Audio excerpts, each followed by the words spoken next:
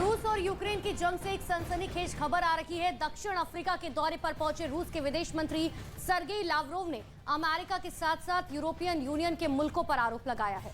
कहा है उन्होंने कि उनकी वजह से यूक्रेन से समझौता नहीं हो पा रहा है और तो और उन्होंने यहां तक कहा कि यूक्रेन में अब असली जंग हो रही है और ये जंग हाइब्रिड जंग नहीं रह गई है। साथ साथ उन्होंने ये तक इशारा कर दिया है कि पश्चिमी देशों की रशिया से ये अप्रत्यक्ष लड़ाई अब शुरू हो गई है। ये बहुत बड़े बयान के तौर पर देखा जा रहा है।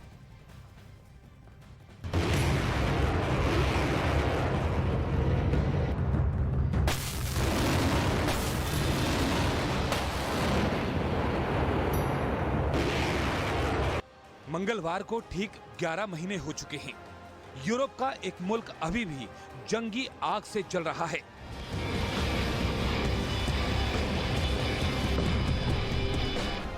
ऐसा लग रहा है जैसे ये कभी न खत्म होने वाली जंग है।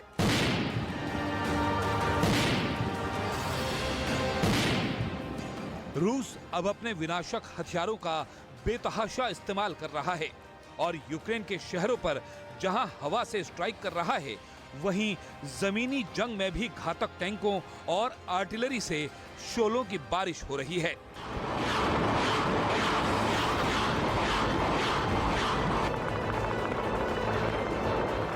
वहीं यूक्रेन को पश्चिमी मुल्कों से लगातार मदद मिल रही है और जंग में एक के बाद एक और भी ज्यादा खतरनाक हथियारों की एंट्री हो रही है।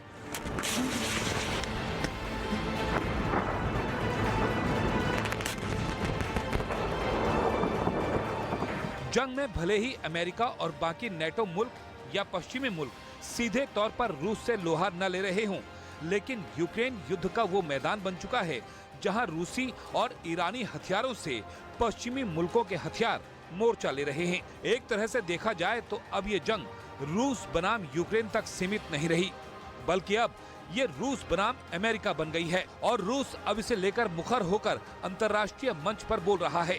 दक्षिण अफ्रीका पहुंचे रूस के विदेश मंत्री सर्गेई लावरोव ने आरोप लगाया कि इस युद्ध का मकसद है रूसी संस्कृति को समाप्त करना।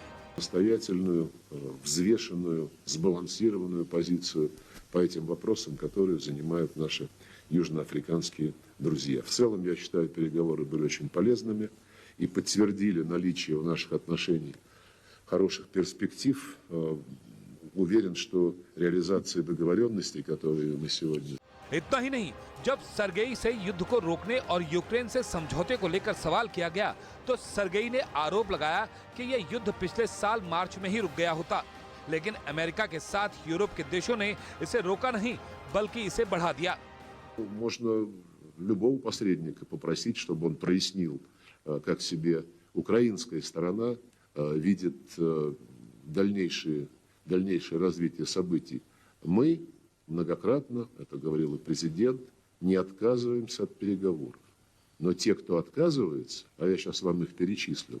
पिछले साल जंग शुरू होने के बाद यूक्रेन को मार्च महीने से ही अमेरिका समेत नेटो मुल्कों ने सामरिक साजो सामान भेजना शुरू कर दिया था, जो आज भी जारी है और उसी की बदौलत जेलेंस्की लगातार पुतिन से जंग के मैदान में मुकाबला कर रहे हैं। जाहिर है अब ये जंग रूस और यूक्रेन की नहीं रही बल्कि अमेरिका और रूस की बन चुकी है।